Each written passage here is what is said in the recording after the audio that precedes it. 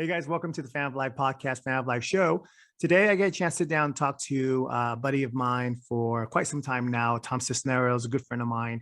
And we sat down really with no agenda. I wanted to catch up with him, see how life is going for him. And I coerced and convinced him to just do it via podcast because number one, I know he has lived a pretty cool, unique life, different phases like most of us go through.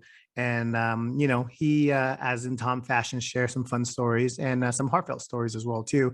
And I think some of the stories can resonate with a lot of you guys out there. So I coerced him to do it via podcast. It was fun catching with my good friend. And without further ado, please join us in a conversation with my buddy, Tom Sisneros. Again, Tommy, how are you this morning, buddy? I'm fantastic. And thank you for having me on. I've been watching your stuff for a while, and I'm not too sure what the heck I have to offer, but I'll offer whatever it is I have. Hey, between you and my mom watching my stuff, I probably, takes up 50% of my viewership. So thank you very much. But how's life treating you? I know you are a brand new granddad, right? I am. Yeah, that people have told me. I've heard lots of stories. What that does to your heart. And I've been called a bit of a Grinch from time to time, and I can confess with all the enthusiasm in the world that having a grandchild, my heart grew 10 sizes that day. So you only a Grinch. So you're only half a Grinch now. I'm only half a Grinch. Yeah. So if we've got 5 sons, so if they start pouring out more grandbabies, I think I might even walk away from the Grinch title all the way around.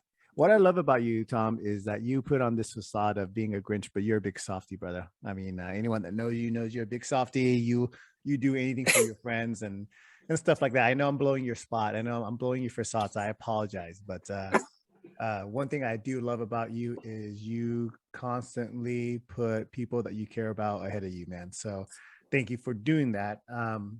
That's sweet of you to say. I cried when Old Yeller died. I cried when I saw Where the Red Fern Grows. I will say this, man. On our previous podcast, I was talking to a young lady, and we were talking about, men and their roles and what have you. And one of the things that we don't do enough is cry, right? So I confessed to her that, just with anything else, man, life brings you some stress. And I try to take on life stress on my own. I don't really go out to people as much, which I probably should change. But one of my stress relievers is I'll go down a rabbit hole of YouTube videos of cool stuff, emotional stuff, and I force myself a nice 5-10 minute cry, and then I feel better about life. Really? Yeah, it's very cathartic. You forced yourself into a cry? I'm telling you. Well, I'll ask you this: I can force myself to cry and release some tension, some stress, and then feel good about life. And again, the caveat is I'm not watching depressing stuff. I'm watching stuff like stories about father and daughter scenarios, father and son scenarios, Victoria stuff. I saw this guy, I think 30-something years old. He found the car that his dad had to give up, and he restored it and he gave it to his dad for his birthday. So my eyes was just bawling, stuff like that. Yeah. So I walk out of that 5-10 minute self-therapy session feeling great about the world, feeling great about myself, and being stressed, relieved of stress. So I think that's a better option than Will Smith and somebody. You know what I'm saying? Wow. And so timely. Actually, all I need to do is step out of the shower, right? And I get a good cry going on. I just got to look in the mirror. Well, you and me both. I've kind of been numb to that. So is my wife. So it's okay. Hey, man, I know it's been bombarded on, obviously by now, whether you watch the Oscars or not. What's your personal thoughts, if any, on the whole Will Smith thing? I didn't watch the Oscars. However, I was informed that this happened right when I went to work the following day, and I saw the video, and I'm embarrassed for Will Smith. Mm-hmm. I feel terrible for Chris Rock. He's just up there doing his job. There are no words. I don't think what he did is acceptable. I think that it's an embarrassment to the Academy. It's an embarrassment to his family, and some decorum, some self-control. Yep. These guys are in the limelight. He was laughing like heck. when the joke, but obviously his wife gave him that look, and he had to man up. And I'm not too sure that was the answer, but I thought it's a shame, man. It's a shame. So my whole thought on it, man, is it's weird because my wife and I were talking about it. Not that we care so much about celebrities, but I was just analyzing it from human perspective, right? And I think of it from 3 points of view. The first point of view is just like you, very empathetic, because I do believe hurt people hurt people. Everyone's heard that saying, right? So whatever it is going on within him, he's fragile. For someone to snap like that, something's going on and he's fragile. And then the other side of it is, holy hell, there is the anger side, in the sense of that's a huge sense of entitlement for you to feel like you can just walk up and smack somebody. Like if you and I were in a restaurant, brother, and we were talking, all of a sudden you got angry at me, or I got angry at you, and I just smacked you, even though we're friends, chances are the owner of the restaurant, the manager, will kick us out at the minimum, or the police will be called, right? Right. So it's a weird thing. It's a weird thing. And then lastly, I think, it's one of those things where it reminds us, you said role models.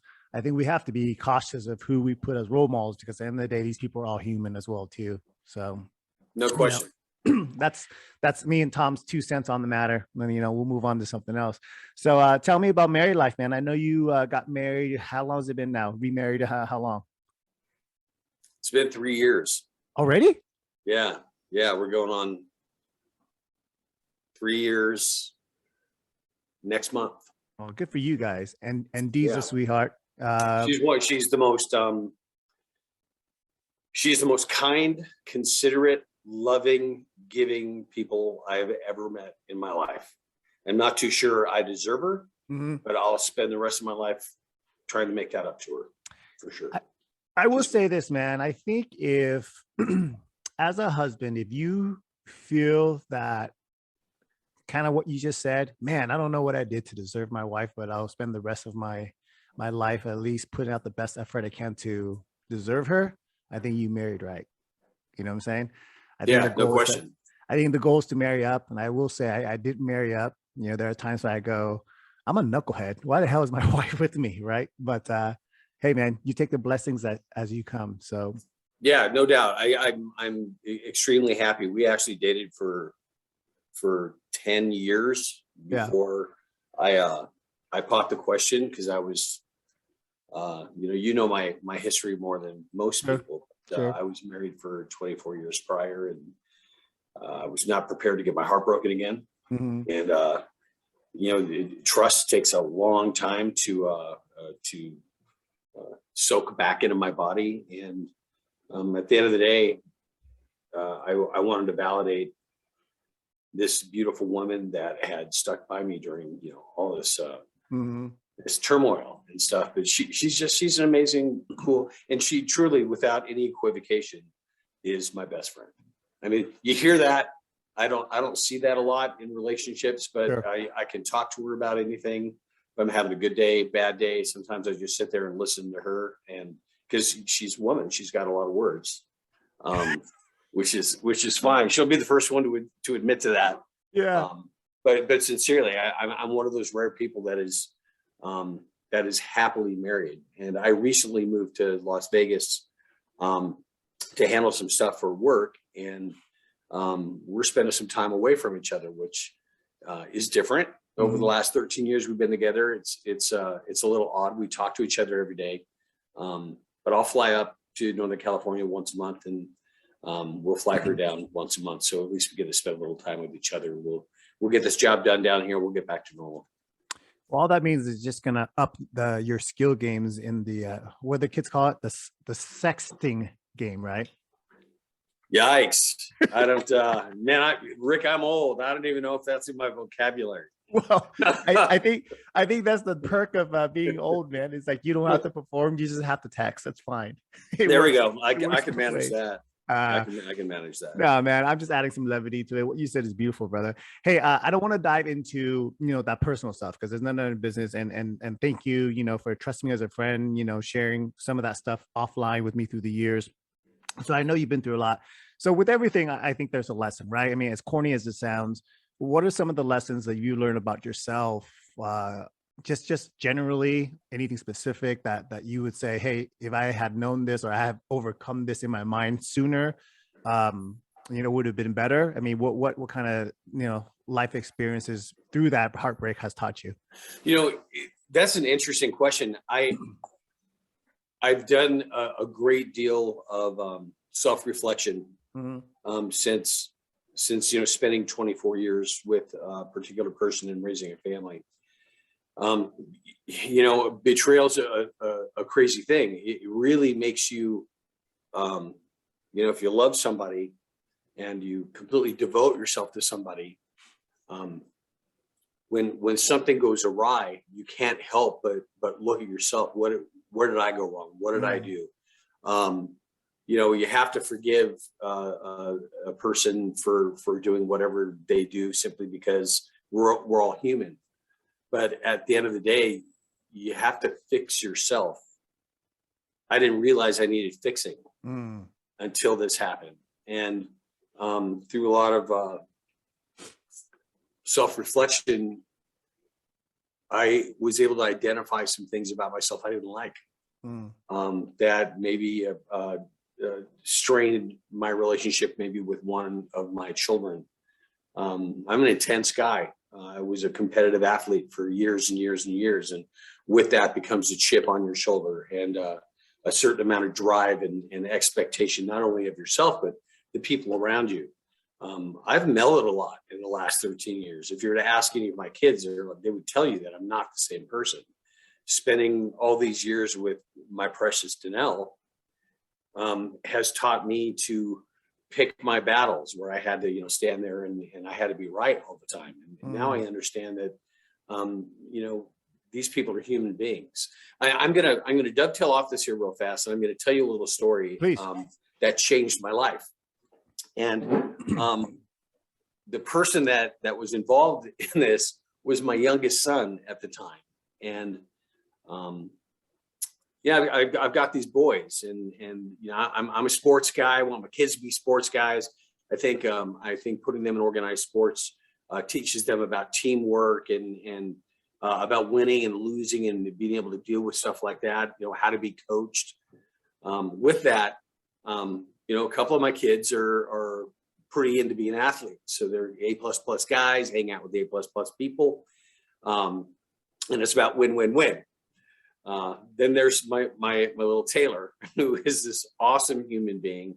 He loves to read. He's a self-proclaimed nerd, but he played football as a youth. He played baseball as a youth, but we could never really just dial in exactly what his thing is going to be. And the other guys, it was pretty clear. Steve's going to be a football player. He's going to go play football in college. Hayden was a baseball guy, then track guy, pole vaulter. He's probably going to move on to college, get an education, and probably do that. Taylor, we didn't know. So I got involved in a lot of things with this guy. We raced quads for a little while. We got him into fishing, put him in gymnastics. I mean, I figured I threw enough out there, something would stick. Right. So he loves cars, and I think he was 15 at the time. And I found out about these race carts, these little, gas powered carts that they call them shifter carts, and you can race them. And these things go upwards of 100 miles an hour. I mean, they're insane. And there's this whole circuit. And for his birthday, I bought him a race kart lesson, and I invited one of his friends to come so we could do it with somebody. And we did it. He had a blast. He was really good at it. He's a good little driver. And on the way home, after we dropped off his buddy, I looked at him and I said, "Man, you killed it out there, Tay. Man, that was really fun to watch." He goes, "Yeah, best birthday present ever. Really cool." I said, "Listen, if you really like it, we can get you a car, and I'll take you to the races. I'll find out what the local stuff is we can do, and I'll wrench on it for you, and I'll do the car setup for the different tracks, and it'll be something we can do together. And you love to drive. This could be like your thing." And he looked at me. He said, "Dad, why do you have to take everything to the next level?" And I went, "What do you mean next level? I'm just trying to support you in something you might like to do. And he said, Dad, you have to win at everything you do. I get it. You were a competitive ski racer and you didn't make the US ski team. You didn't become an Olympian. I know that was your dream, but it's not my dream. Hayden plays baseball and he's really good at it. He just loves that. And Steven is really driven and he's in college and he's playing football. I don't have to win, Dad. I just want to have fun. Wow. And I looked at him and I realized that my entire life as a father raising these children, I was trying to create these perfect little human beings that you could bounce a quarter off their beds. And I was proud of them because they did their own laundry as young kids. And they ran touchdowns and they, hit home runs and whatever have you. And I was so proud of them. But at that second, I realized, what on earth are you doing as a dad? These are children. And I had all these expectations. And it took my youngest kid to look me right in the eye and just go, why do you have to win all the time, Dad? Can't we just have fun? Changed my life forever. My whole perspective. Because it's true. Yeah. You don't have to. Just because I feel a certain way doesn't mean that somebody else should. It's made me a better father. It's made me a better husband, made me a better friend, just by pulling back and maybe being more observant of people and more accepting. I think human beings should be more accepting of other human beings because after all, that's what we are, human beings. And nobody's perfect. Right. You're close, but nobody's perfect. Well, I mean, that's the variety of humans, human nature is what makes us interesting. Right. I mean, if we're all the same, I mean, holy hell, it would be boring as heck. Right. That's a beautiful story, Tom, because I think, I mean, and you're a parent, you can attest to this. Every parent in a healthy relationship with a kid wants the best for their kids. That hands down. That's without a question, right? Everybody wants the best for their cubs.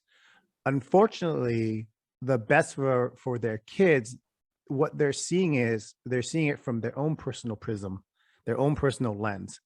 You're seeing it as Tom loves winning. It makes Tom feel so good.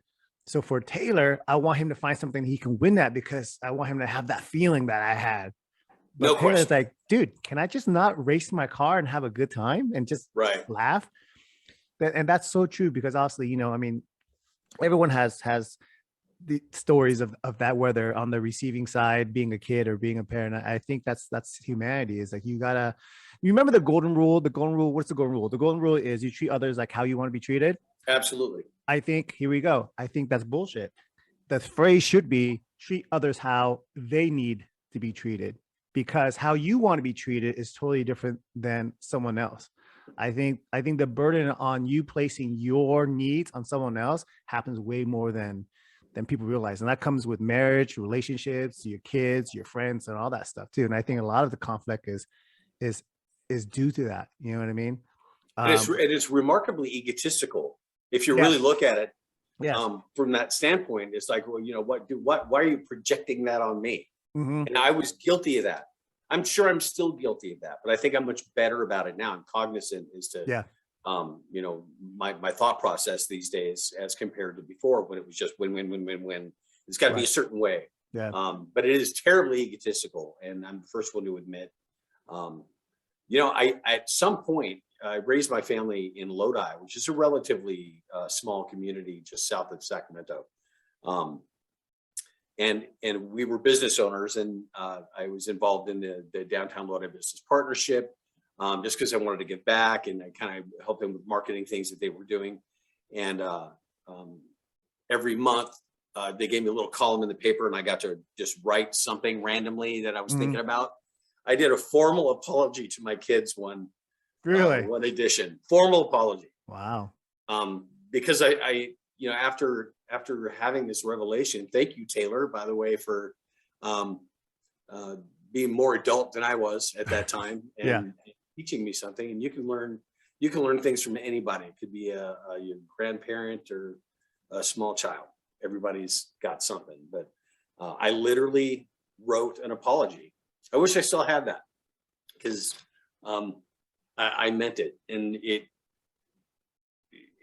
I mean, as parents, we can be ashamed of making mistakes Sure. as your kids are growing up, and you always think you're making the right decision, but it doesn't necessarily make it so. That's for sure.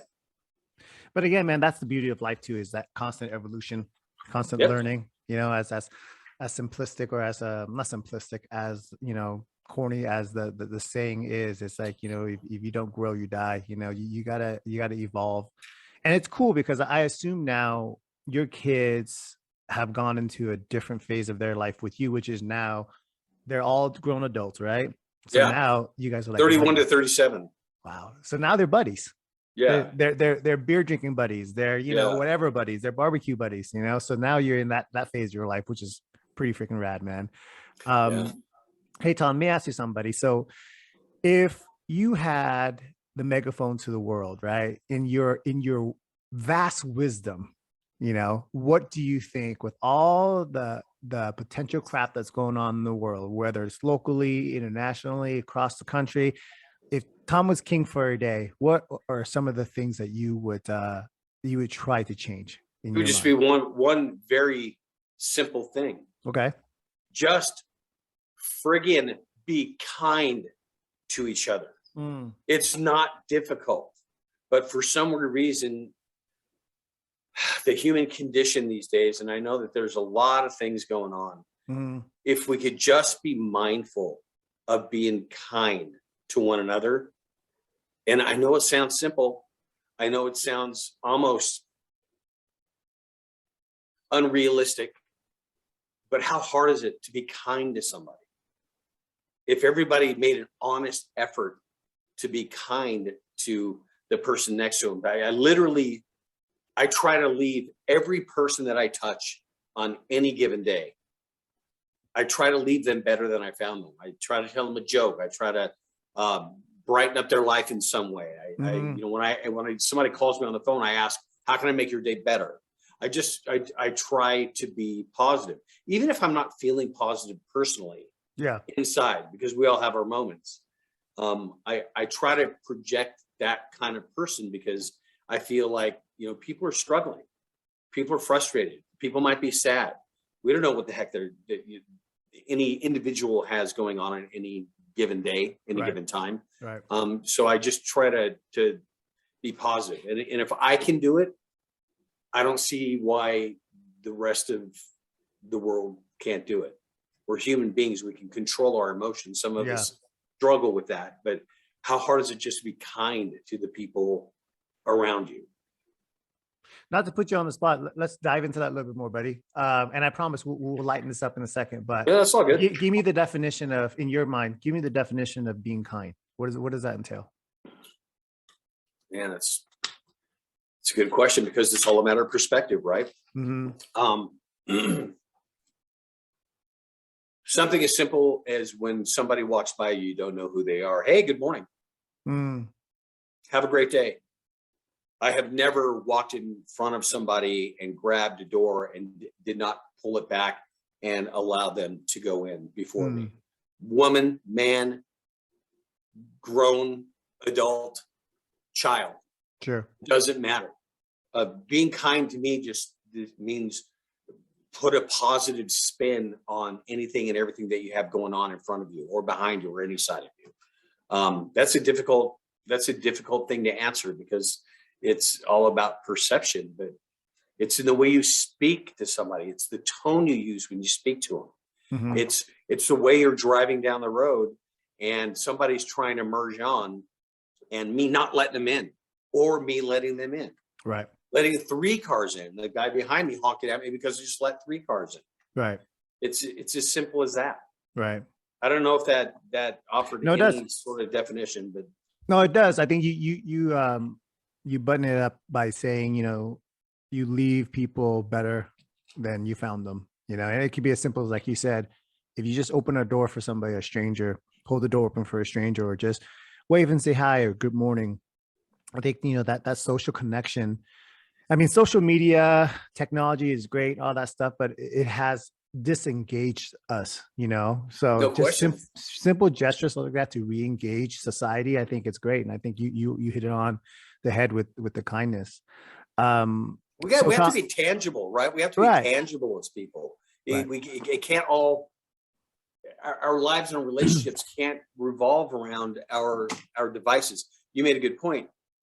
Technology is a wonderful thing, and it's helped us in so many ways. Mm-hmm. This social media thing, I don't mean to go down this rabbit hole, but I really think it is damaging more than the average person can relate to. Oh yeah. Oh yeah. I mean, you read any study, any neurological study, any development study, any child study, it's the results of ongoing social media is all negative. I mean, you got to remember, man, we've only been around for X amount of years. This type of social media over the last 10 years, the bombardment of information, the bombardment of useless information Useless. that comes at you 24/7. Your brain is not meant to handle that. I mean, your brain is meant to absorb 1, 2, 3, 4 things, 5 things, and really analyze it, understand it, and alter your life according to that. You're not used to 50,000 stories hitting you at 30 seconds an hour, that kind of deal. So yeah, man, we're all just trying to adapt. We're all just trying to swim through this muddy water and try to figure it out. And that's why I love it. Go ahead. Well, I was gonna share. I'm gonna be 60 next year, and you look good, brother. Which thank you for saying so. Thanks, Dad. So most of my friends are around my age. Actually, there's 2 or 3 of us that are, within a couple months, basically the same age. Yeah. We did not have computers in high school. I know that sounds crazy because the advancements we have made technologically over the last 30 years even, it's just astronomical. But we didn't have computers. We didn't have cell phones.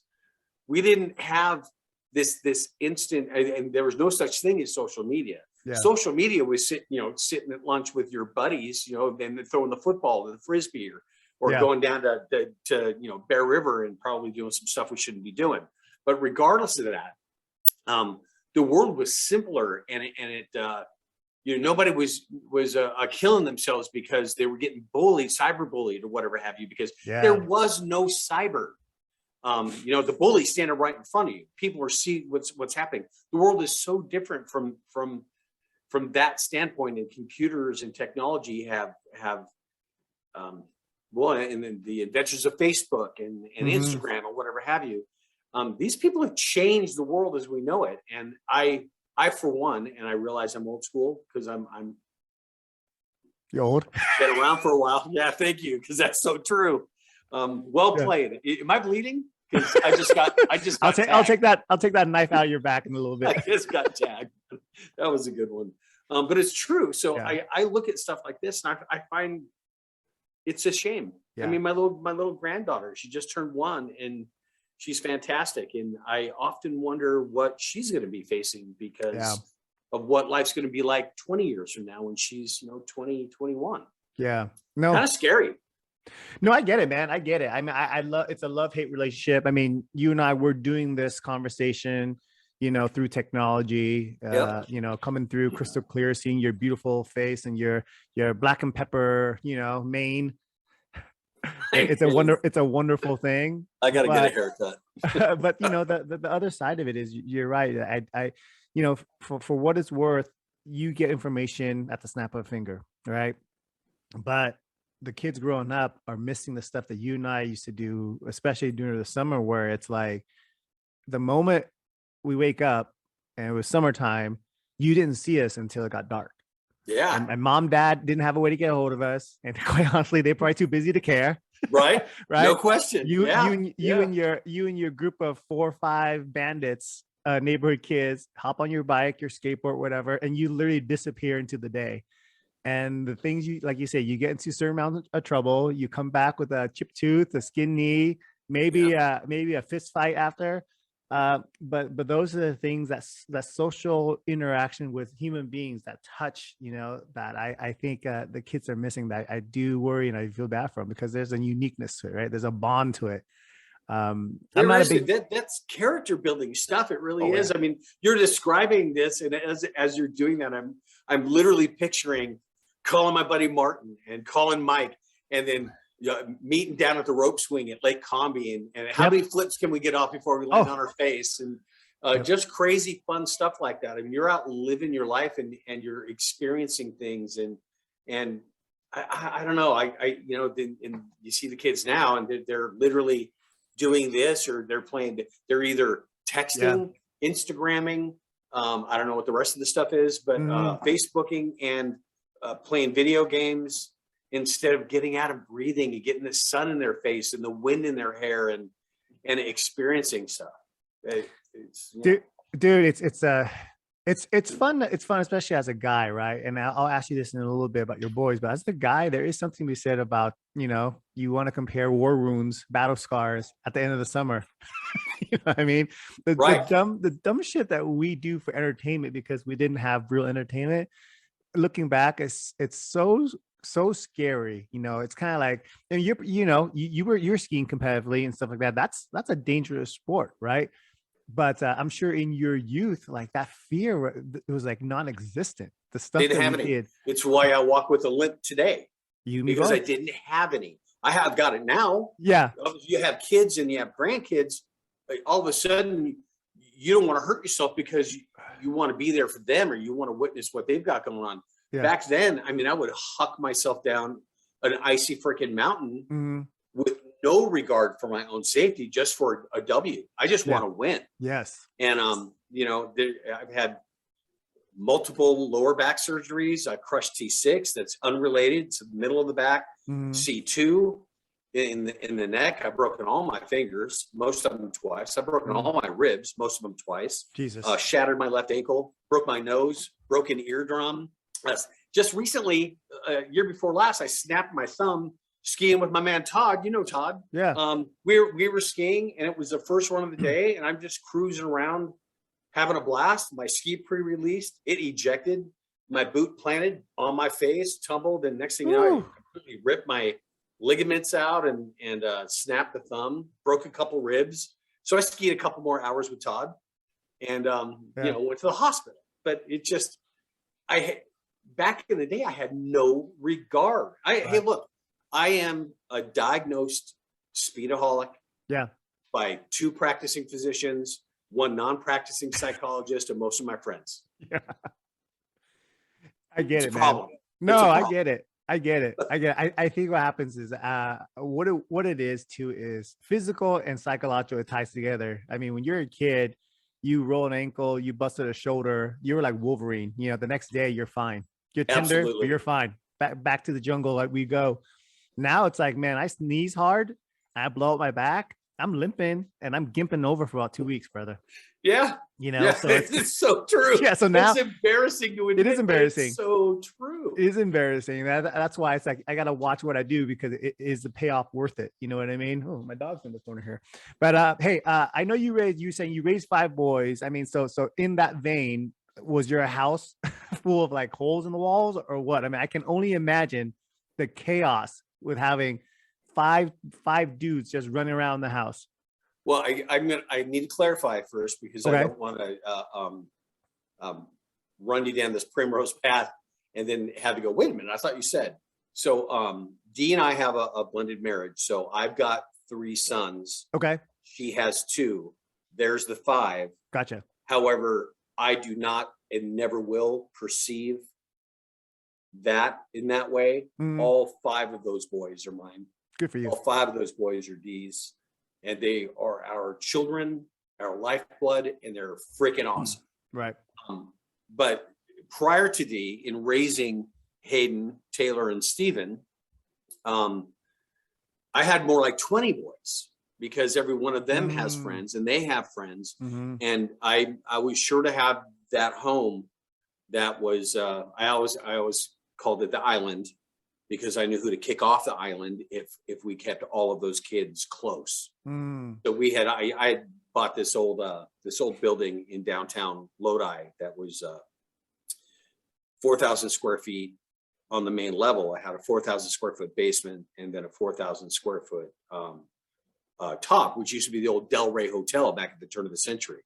And we purchased that and we put our business on half of it. And then we leased out the north part of the building. I created a paintball and jam room downstairs in the basement So I played drums. A couple of my kids played musical instruments, and a bunch of their friends did. So we cordoned off a section, and we went down there and jammed all the time. And then we played paintball the rest of the time downstairs, which was pretty cool. And then I created this New York type loft upstairs that had this gigantic theater room. So the kids junior and senior year playing varsity football every Thursday, we hosted the entire football team, and they would watch like Friday Night Lights or a football movie or something that get them pumped up for the game the next day. And so we always had a lot of people. Never had one hole punched in the wall by one of my children. Me, But yes. you? Yeah. I use my head a lot. Yeah. Not proud of those moments because you control your freaking anger, Sisneros. Sure. Instead of throttling one of the kids, I'd maybe go stick my head in the wall. But, right. The kids were great, man. I mean, at the end of the day, you do everything in your power to teach them that mom and dad have a job, and we were self-employed, so they saw us work a lot. And your job is to focus on school, get an education, get good grades. We're doing well from the standpoint of making an income and making an impact on the local community. We expect you to do the same thing. This is your job. And the kids were always, it's not like they're perfect. It's not like they always got great grades. The trials and tribulations of raising 3 sons, but we are extremely fortunate. They're all wonderful kids. They grew up to be wonderful human beings. And we never, other than your basic tomfoolery, never really had any problems. And Stephen, as I think you do know, is adopted. So Stephen, we actually had 2 biological children, Hayden and Taylor. Hayden, when we moved to Lodi, instantly became friends with this young man named Stephen Kasner, who is just beautiful human being, and very unfortunate circumstance growing up. He doesn't know who his real dad is. His mom, battled with drugs and addiction, and her man at the time battled with the same basic thing. And we found ourselves, the Reader's Digest version is, we found ourselves in a situation where we were able to intervene, and we brought him home when he was 12 and made him a part of our family. Yeah. So even though he'd been involved since first grade, I always made sure that, when the kids had a dance, that Stephen had a cool new shirt, cool new kicks for the dance, and made sure he was signed up for football and baseball. And I got him to the practices, and it's a small community. So the small community allowed that to happen. Whereas other communities would say, no, the real dad's got to sign this paperwork, or your parents have to be involved in making this happen. They allowed this to happen because they knew Steve needed it.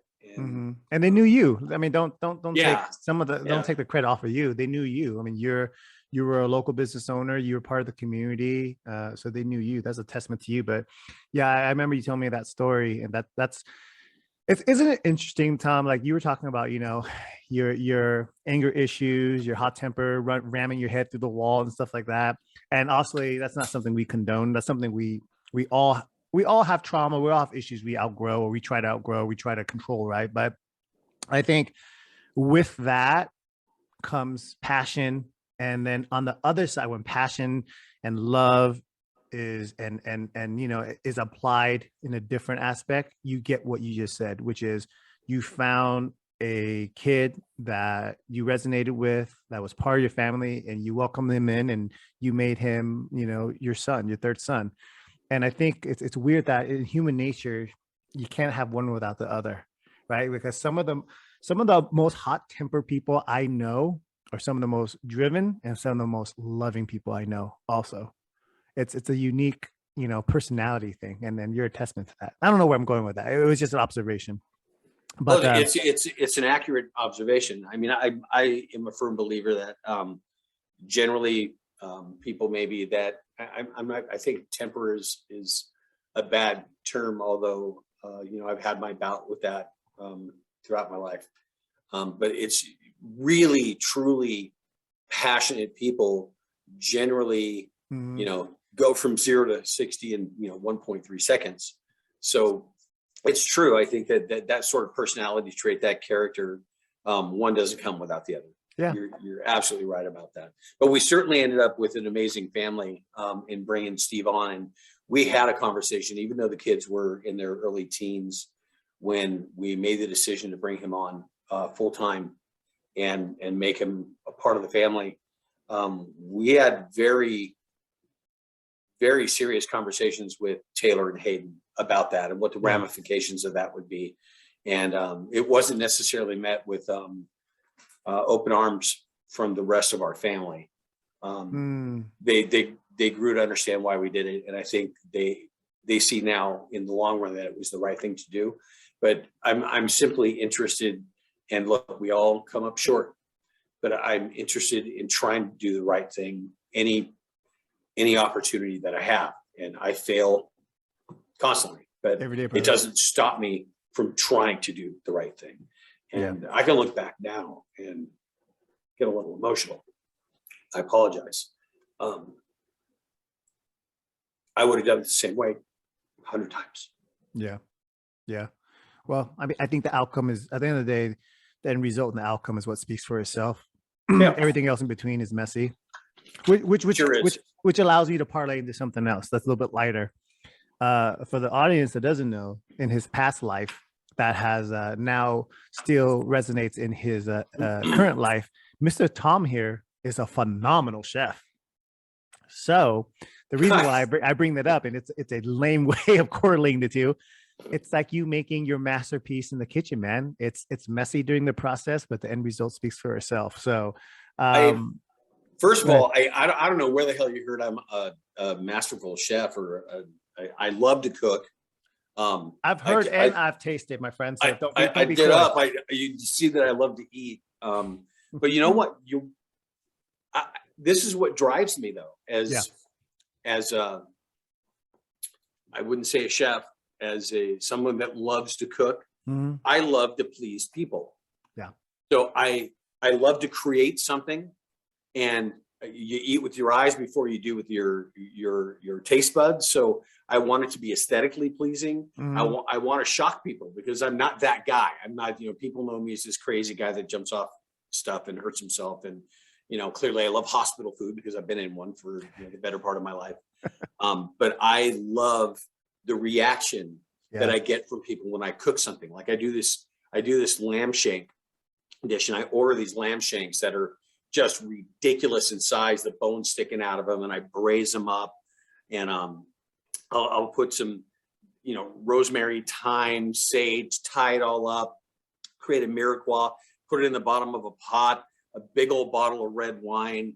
After I braise these things, I put them in there and I cook them for, 5 hours probably, till they're completely tender. Pull them out. Now I've got this au jus, put it on some garlic mash. I saute up some spinach with some roasted pine nuts and some pancetta. And I serve this in a way that you bring it out and it looks like a feast for a king. I remember the first time I ever did that for my father. He looked at the plate and he looked up at me and he goes, "When did you learn how to do this?" And I said, I just kind of make it up as I go along. I had the dish and I'm like, "Oh, I want to emulate this." But I do love to cook. I really, really do. And I love people's reaction. What have you, is it the Hatch Green Chili Verde that I made that you had? Yeah. Just a quick sidebar. This is a perfect example of how competitive Tom is. We had I forgot about this. Yeah, we had a friendly get together, and one of our good friend, Austin, his wife Morgan is a phenomenal cook as well too. She's an amazing cook. Yeah, she's Austin. I think you guys had some words in terms of, let's make chili verde and we'll have a cook off, and it was all fun and games until it wasn't. And then this guy, Tom here, all of a sudden went into, Tom skier competition. I got to stand on the podium mode. And he went effing all out, man. Like, I didn't see you. We were at a party and I didn't see you for 5 hours. Because you were in the kitchen. It took me about 5 hours. Yeah. You were in the kitchen sweating. You had your Gordon Ramsay face on. I was scared to approach you. I was like, holy hell. But it turned out phenomenal, man. It turned out phenomenal. Thank you. You and Morgan killed it, but it was just I fun to forgot. watch. I forgot about the competition, and that started months before because I was Austin and Morgan. I think I can't remember why we were all together, but Austin made a comment that he tried my verde because I brought some in. Sure. And I hand make this. Everything is by hand. Everything's hand roasted. I use hash green chilies from New Mexico, which is a family thing. And I was telling her about it, and she goes, "Oh, my verde is way better than yours." Yeah. And I said, "Well, I think there's only one way to, and pardon my vichy schwas, there's only one way to work this thing out. Let's do a chili cook-off." Yeah. So, that ended up taking place, and I can't remember what the heck the event was, but I don't know, we get together, whatever 30, the reason. yeah, was. 30 it was, people were there. It was probably, fun. It was fun, we- but I remember going, wait a second, where where's the hell Tom? Tom been? And, dude, and that was the first glimpse. It was years ago. That was the first glimpse of me going, oh, this son of a gun is competitive. He's Yeah, like, oh, to a fault. It Yeah. really is. It's no, unfortunate. I saw the switch, bro, and it was just cooking. I saw the switch. I can only imagine, but I get it. We all have that in us, man. So I think this is what we should do. I'm looking at that kitchen back there. Yeah. I know where you're staying. And I think what I'm going to do is you and we're going to set up time. We're going to do a run to Costco. We're going to grab some shanks. We're going to grab all the ingredients, and I'm going to volunteer you. I'm going to throw you in the kitchen. What we'll do is I'll get a couple of my buddies together, and we'll have a night of introduction to them, to you, my dear friend, and get around some like-minded minds, and just have a bro night. I'd love that. Yeah. So that's what I'll get pork so I can be your bro ham. Oh, thank God for your that's quick, Tom. I appreciate it, man. That was good. Hey, buddy, we'll wrap this up. As we button this up, I want to thank you for your time on Saturday morning. We're just shooting the shit, and I love doing this. I think you've opened the door for me in terms of this might be something I want to do with a lot of my friends, because who I am and who I've become is basically centered around my relationships, and having cool people around me really has shaped who I am, and you're one of them, man. So I appreciate you. Any parting words, anything you want to give or bestow upon the audience or myself before I let you go? I can sum this up pretty quick. There's two things. It's not the airtime that'll get you. It's the sudden stop. So when you're thinking about hucking yourself in life, this is of course metaphorically. The airtime's great, but consider the sudden stop before you make that decision. The next thing is one of my coaches, Rob Wiltz. I'll never forget this guy. Fantastic guy and an amazing mentor in my life when I was ski racing as a junior. I was having a pretty epic slalom run at a race at Incline. I think maybe I was all of 17, and split second, you lean in, hip check, send you past the gate.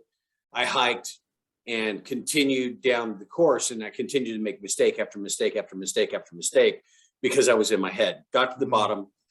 Rob skied up to me and he goes, "Listen, I was standing in the timing shack and you were leading the race. You made the mistake.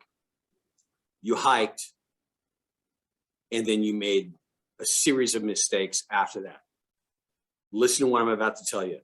Make the next turn the best turn you ever made." Think about that.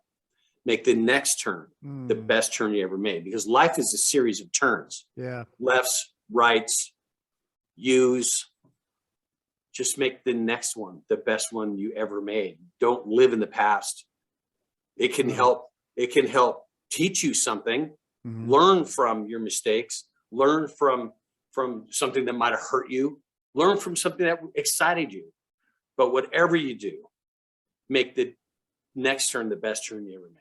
And I need to take that advice every single day, because I get in my own head. And look, we're all guilty of getting in our own way. But that is some advice that I got from a wonderful coach of mine that I literally think about every day. I love it, man. I love it. Tom, I'll let you be. You have yourself a great weekend, brother, and we will be in touch. We'll coordinate that. We'll get a meeting of the minds and the stomachs together at your place pretty soon. Okay. You got it, Broham. You take care of yourself. Signing off. Thanks so much. It was an absolute pleasure.